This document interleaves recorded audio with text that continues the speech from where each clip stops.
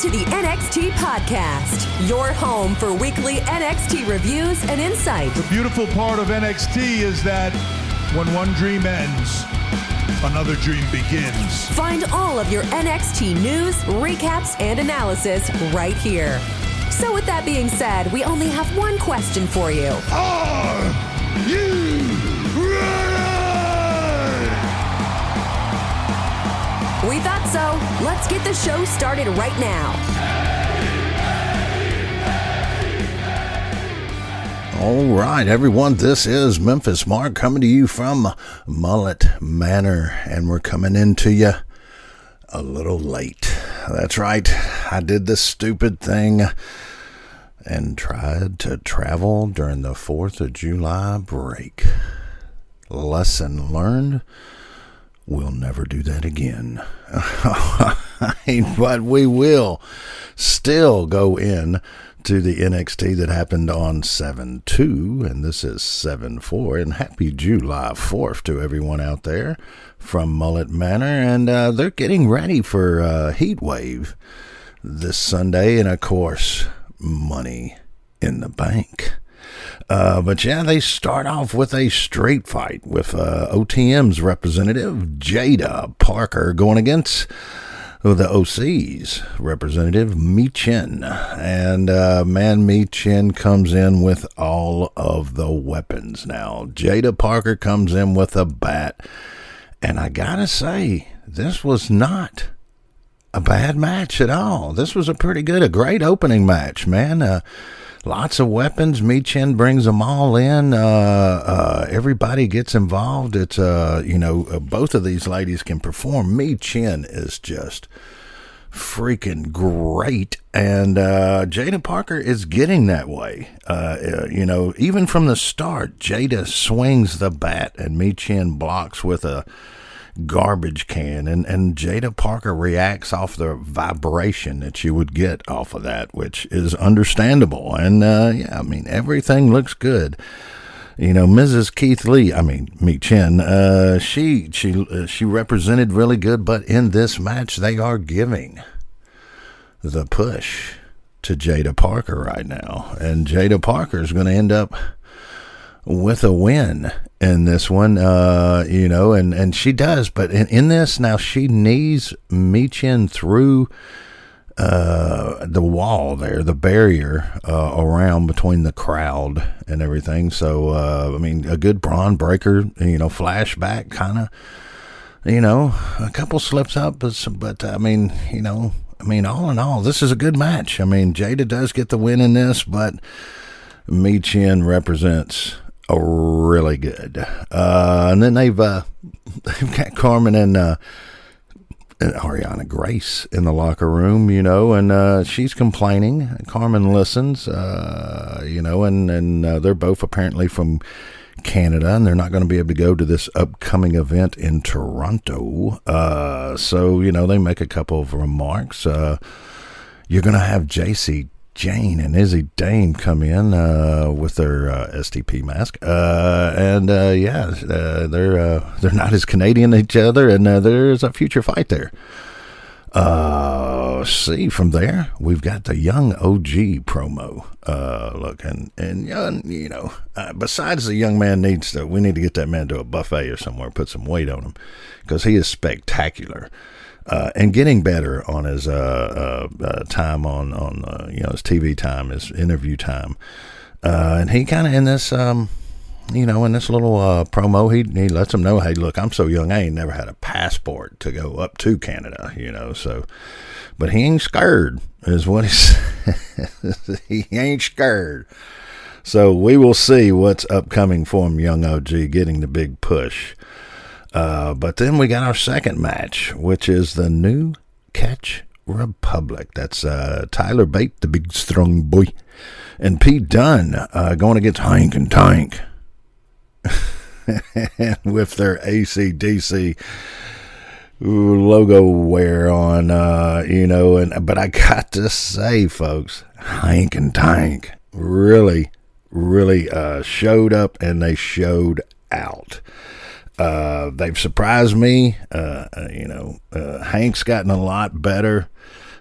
his ring presence, his selling, and Tank, man, this dude has come on like gangbusters, man. He is a natural.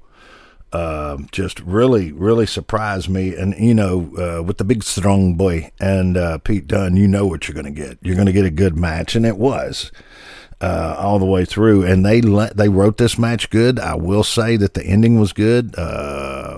Nothing major to report bad in here. Some good moves. It looked a little bit like maybe the big strong boy may have gotten a little injured towards the end there. They sold that well, so hey, good match. Something to go back and check out. Faux show. And then you've got the chairman of the board, Sean Spears, doing a little promo, talking about, he wants to guide and to teach the young. And I hope he does that on the 4th of July, because somewhere out there, somebody's going to be one finger shy at the end of the day there. 9 fingers, that's right. But anyway, Sean Spears does a good little promo. Can't say anything bad. They've got Stevie and Mr. Stone doing a little promo with Mensa, announcing to him that apparently his visa is not good and he cannot go into Canada or whatever. He will not be at Heatwave. And they've got Brenly going against Izzy Dame. And she's got a Nofi and Blade out there with her. But Izzy's a big, tall girl. I believe she's about 5'10", man, and really building her presence, but, and Brenly has flashes, but definitely both of these ladies need the ring time. And the match was okay. But then they bring in the wild card. That's Tatum Paxley. And she slithers in, kind of freaks everybody out. It makes a good representation, I guess you could say. It kind of gives Izzy Dame the little freak out there. And Tatum Paxley showing up and showing out herself. There we go. Yes, then we have Chase U doing their promo with Duke and Ridge and Andre and Thea and Riley, and they kind of show that Ridge did help them win that match last week. So it was undisputed truth. Okay, but they told Ridge pretty much, hey man, you're not going to Heatwave. So kind of a theme tonight of people announcing that they won't be there. So, but from there we have the exciting Lola Vice coming out, Ola, and she calls out, Roxanne, the prodigy. And, of course, she has some security with her. And, they do a pretty good, a little time on the stick. Lola, though, goes into and does a crying routine, which it did not befit her, to me. But she did the best with what she was probably told to do. And, they both go back and forth with each other. It's kind of a bad script a little bit in that, but Lola's talking about her mom being pregnant and becoming the 4th master, and her with black belt with her taekwondo, and then, 18 starts, I think, in the MMA or whatever. And, but she was saying that she's going to take the belt. And she was going to be the first Cuban crossover MMA world NXT champion. And Roxanne, does pretty good. Gives her a little, a little lesson herself. In the end, Lola's going to hit a spinning back fist on one of Roxanne's security, knocking down a big gentleman, and Roxanne's mad, and they go from there. It was okay little spot. Okay.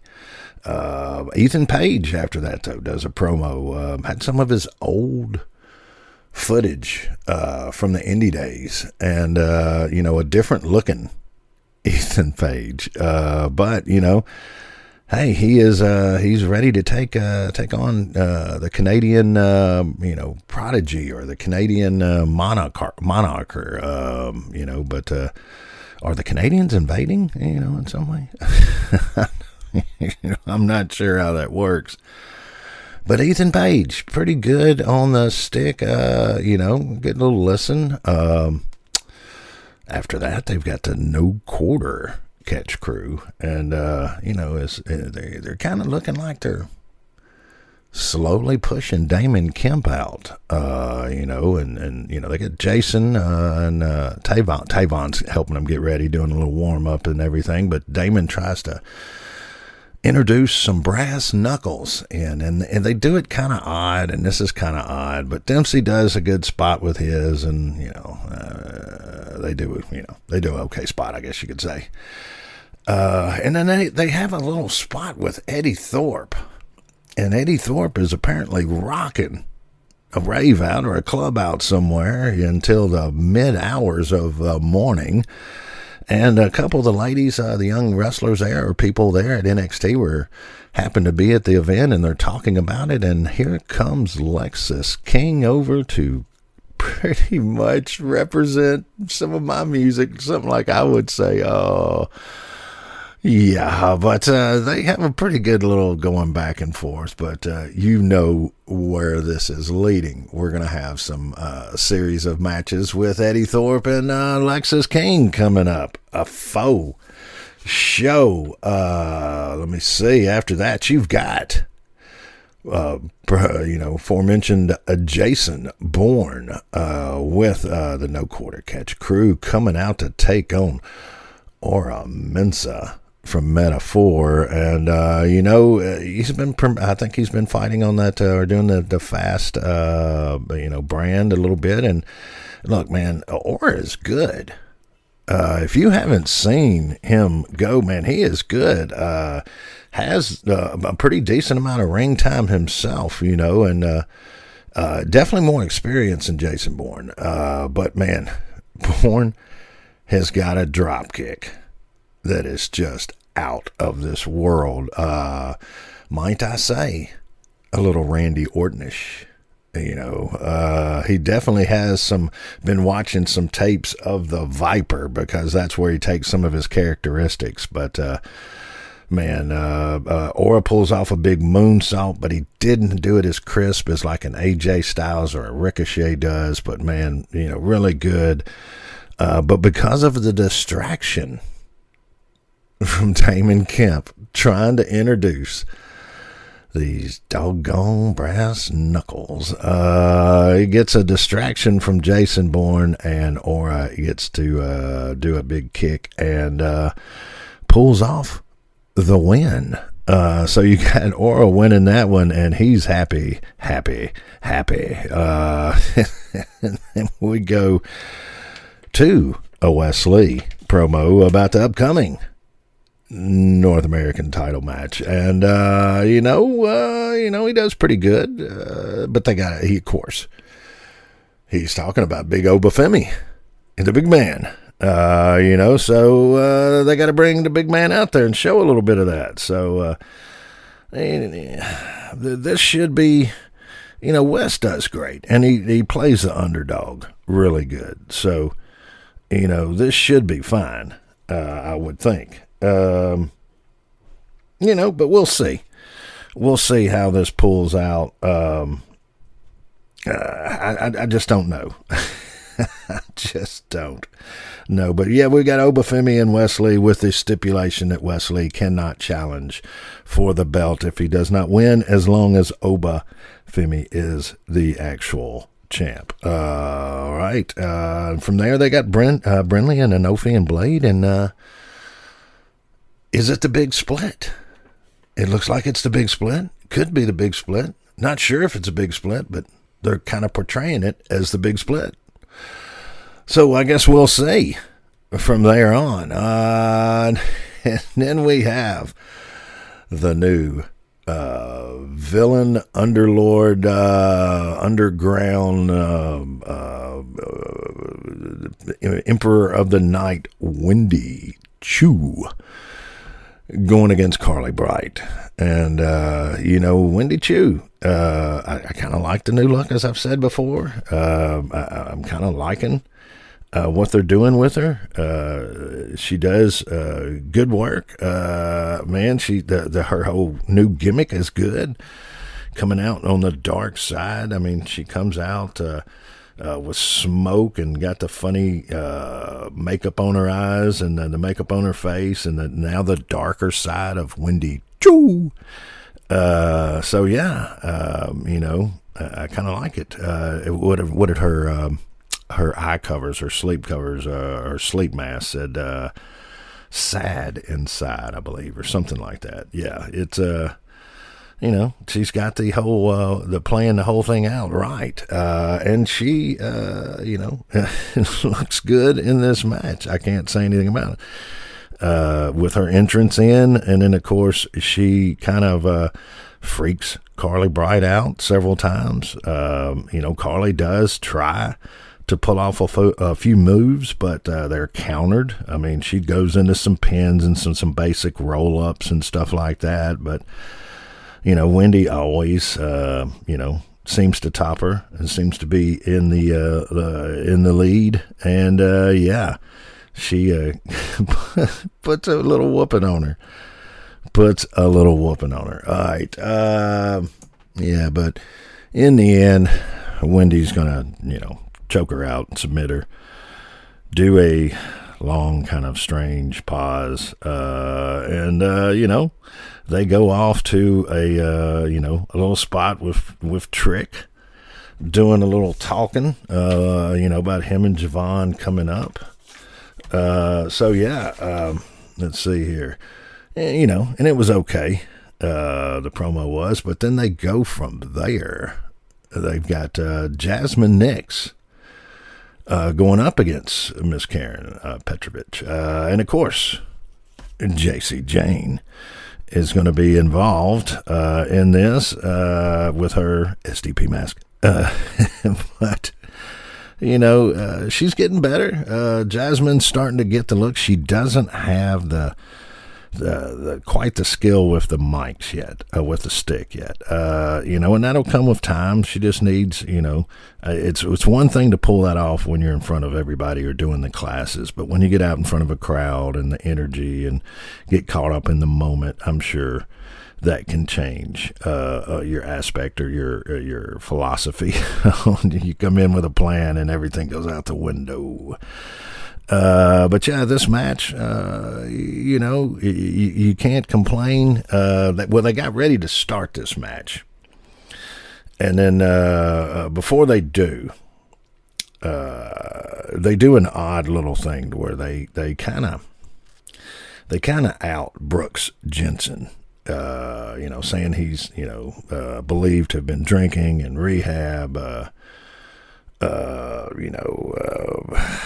just how everybody's been trying to help him, and he won't take the help. They're exploiting this, and I mean, with modern technology now, they can make it look really real and make this look really good.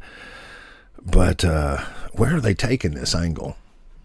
Are they going to make him into? Is this going to be his big push after rehab? They're going to bring him out, and he's going to be this rough, tough son of a gun that doesn't drink anymore. What are they doing? Because they would not be just throwing this out there. There's a plan behind here somewhere. I just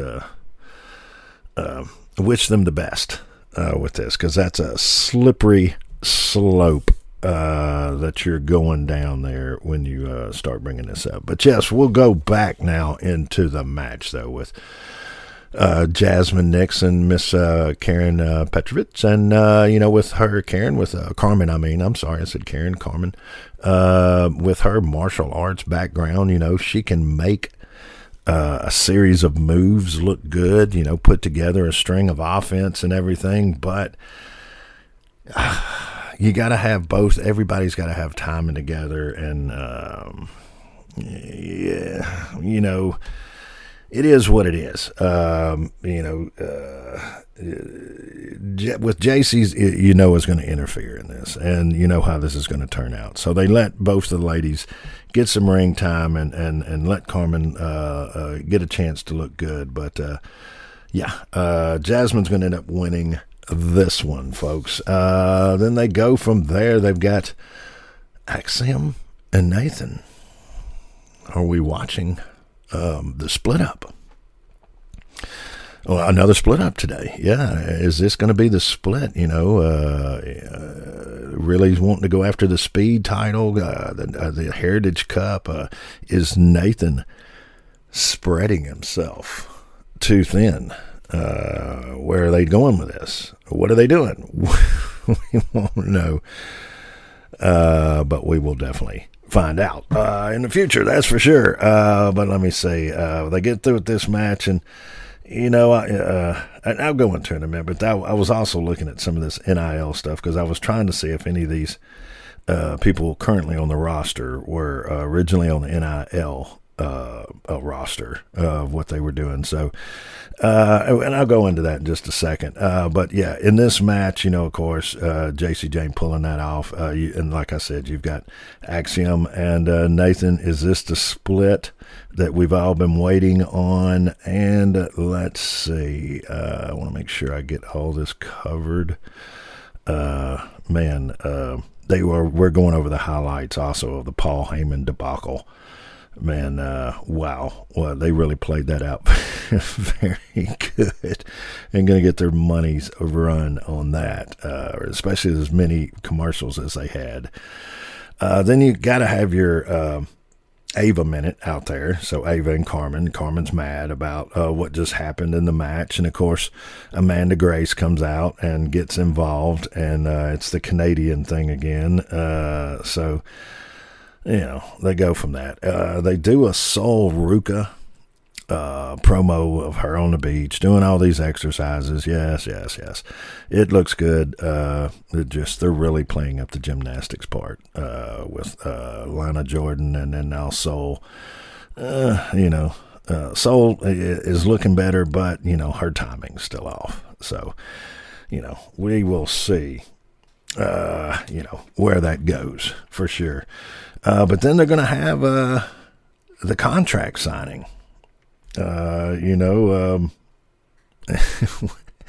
Another contract signing. Well, whenever they bring out, when they got Ethan Page out there, they bring Trick out, which, I guess somewhat out of this four-way, I don't know, Sean Spears would definitely be. Probably Sean Spears and Ethan Page would be the top two going at it right there. But they start off with Ethan Page and Trick, and they go back and forth, and it's okay.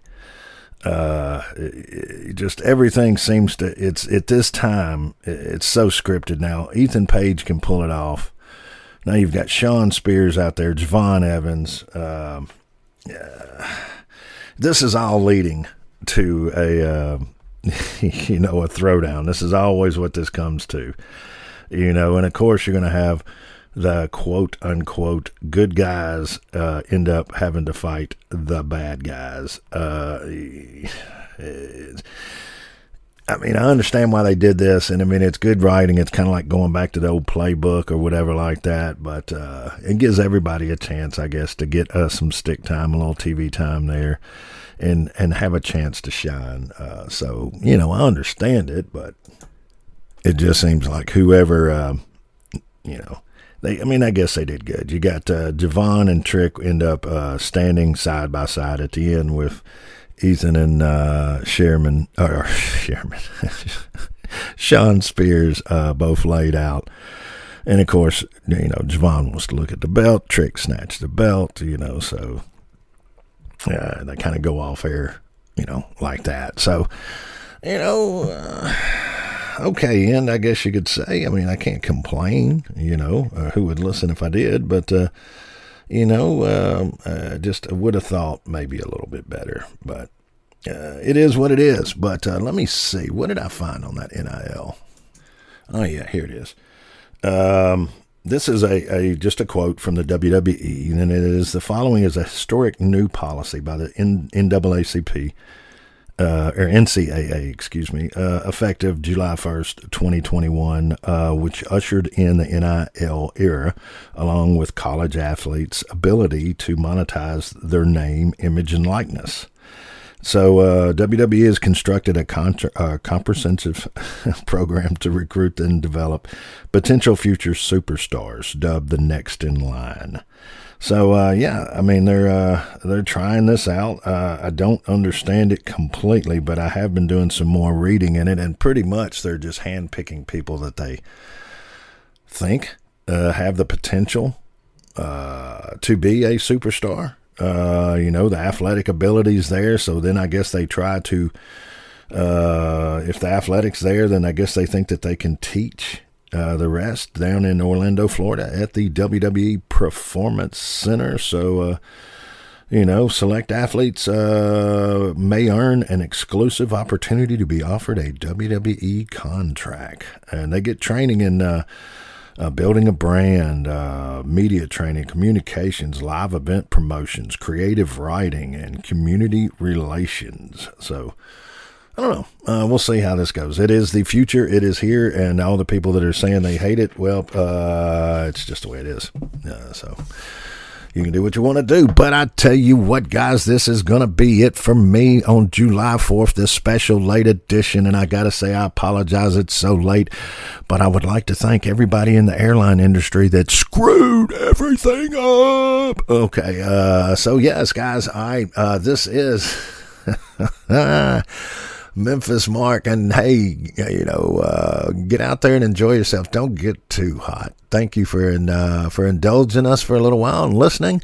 And as always, I will end with, if you can, get out and help a shelter. Do what you can, when you can, while you can, and always spay and neuter. And this is Memphis Mark, and as always, happy 4th of July, guys, and I am out. Thanks for listening to the WWE Podcast. Don't forget to subscribe on your favorite podcast app so you don't miss a show, or head to WWEpodcast.com.